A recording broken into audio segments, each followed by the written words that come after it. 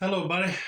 Welcome back to the Tin Man's Corner channel. I'm your host, Jeffrey Tin Man Taylor, and today I'm going to start Chapter 10, which is the final chapter of this Dr. Jekyll and Mr. Hyde book. Now, I was planning on trying to get it done before Halloween, but it didn't happen, so hey, I like to celebrate Halloween year-round if I could. I'm going to do that today with this book. So, Chapter 10 is called Henry Jekyll's Full Statement of the Case.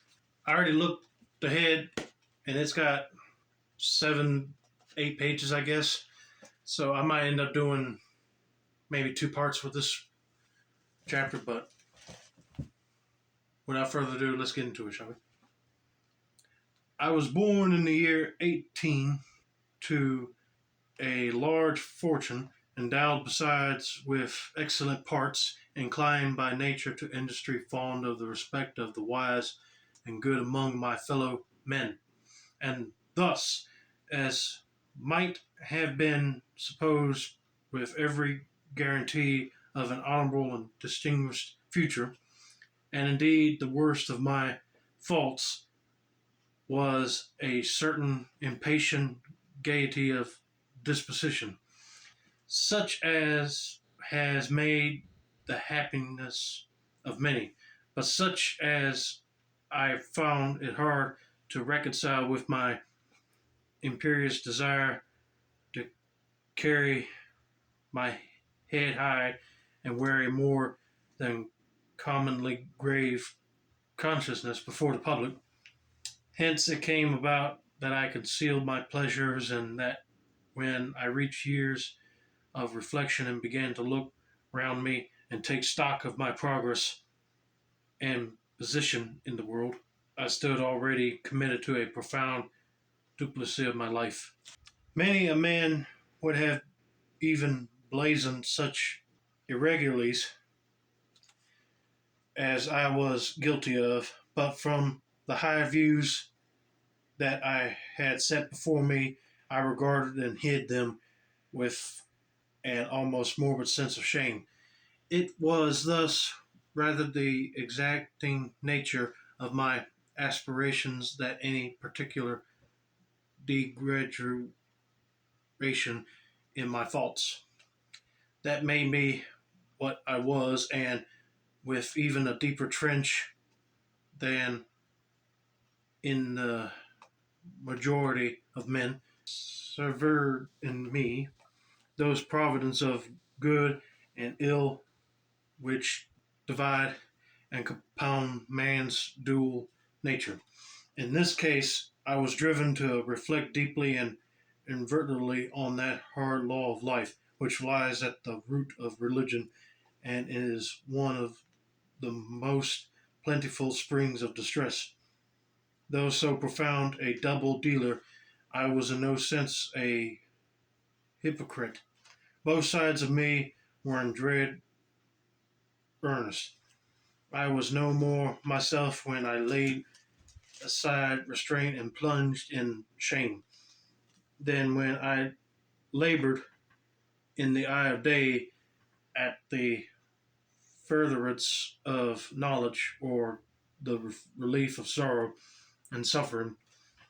And it chanced that the direction of my scientific studies, which led wholly towards the mystic and the transcendental, react and shed a strong light on this consciousness of the perennial war among my members.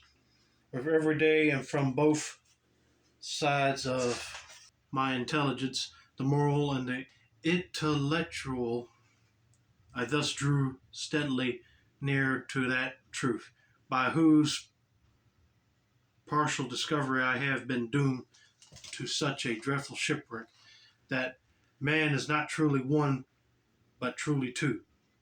I say two because the state of my own knowledge does not pass beyond that point. Others will follow, others will outstrip me on the same lines, and I hazard the guess that man will be ultimately known for a mere polity of multifarious, incongruous, and independent denizens. I, for my part, from the nature of my life, advance informality in one direction and in one direction only. It was the moral side and in my own person that I learned to recognize the thorough and primitive duality of man. I saw that of the two natures that contended in the field of my consciousness, even if I could rightly be said to be either, it was only because I was radically both, and from an early date, even before the course of my scientific discoveries had begun to suggest the most naked possibility of such a miracle.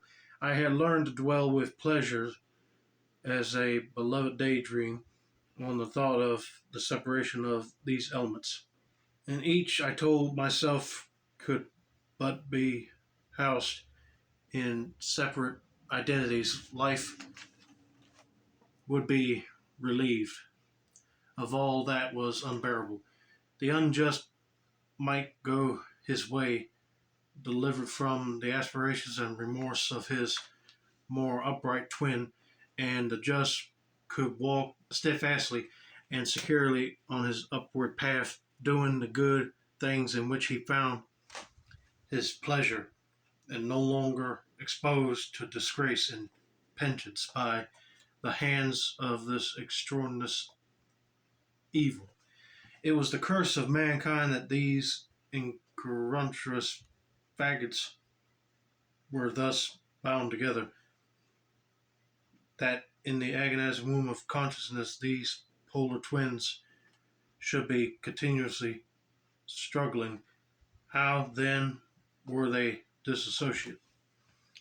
I was so far in my reflections when, as I have said, a side light began to shine upon the subject from the laboratory table.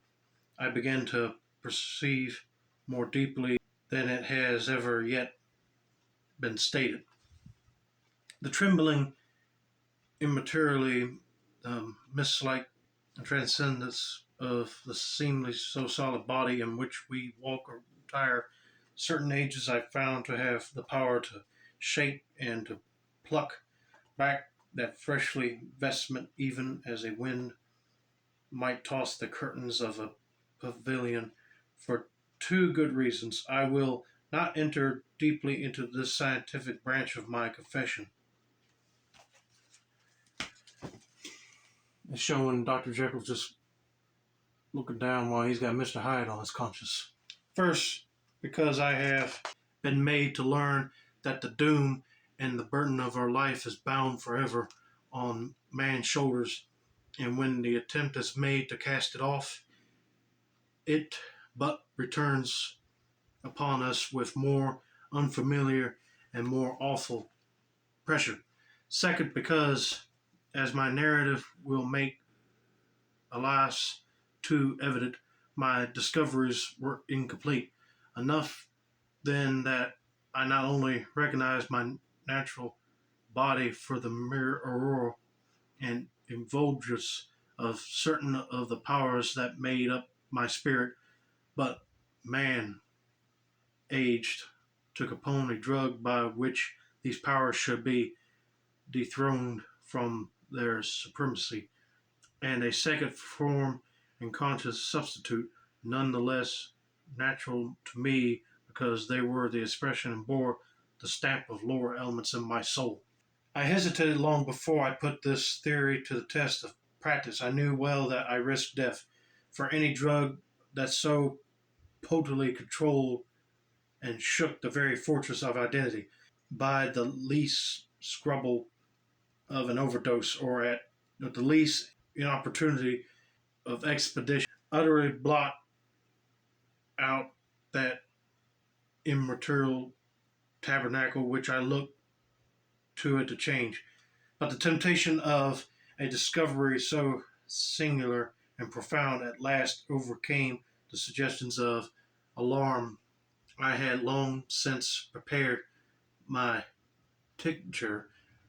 I purchased at once from a firm of wholesale chemists a large quantity of a particular salt, which I knew from my experiments to be the last ingredient required, and late one accursed night, I compounded the elements, watched them boil and smoke together in the glass, and when the ebullition had subsided, with a strong glow of courage, drank off the potion. The most racking pangs succeeded, a grinding in the bones, deadly nausea, and a horror of the spirit that cannot be exceeded at the hour of birth or death. Then these agonies began swiftly to subside, and I came to myself as if out of a great sickness. There was something strange in my sensations, something indescribably new, and from its very novelty incredibly sweet. I felt younger, lighter, happier in body. Within I was conscious of a heady recklessness, a current of disorder, sensual images running like a mill race in my fancy, and a solution of the bonds of obligation, an unknown but not an innocent freedom of the soul. I knew myself at the first breath of this new life, tenfold more wicked, sold a slave to my original evil, and the thought in that moment braced and delighted me like wine. I stretched out my hands, exulting in the freshness of these sensations, and in the act I was suddenly aware that I had lost in stature. So Dr. Jekyll's mixing up that potion. He's kind of scared that he's taking it, but then when he takes it, he starts to look different. Be like, should I even done this? There was no mirror at that date in my room. That which stands beside me as I write was brought there later on for the very purpose of these transformations. The night, however, was far gone into the morning. The morning, black as it was nearly ripe for the conception of the day. The inmates of my house were locked in the most rigorous hours of slumber, and I, determined, flushed as I was with hope and triumph, to venture in my new shape as far as to my bedroom. I crossed the yard wherein the constellations looked down upon me. I could have thought with wonder the first creature of that sort that their unsleeping vigilance had yet disclosed to them. I stole through the corridors, a stranger in my own house, and coming to my room, I saw the first time the appearance of Edward Hyde. I know that'd probably be spooky to see. You don't look like yourself anymore. You start to look more menacing. But anyway, I'm going to stop here and continue on part 2 sometime next week. So I hope you guys enjoyed this chapter so far out of this book. And don't forget to like, subscribe, turn on post notifications for more book reading content like this. This has been another successful installment of the Tin Man's Corner channel. I'm your host, Jeffrey Tin Man Taylor. I say that's a wrap, and have a nice day.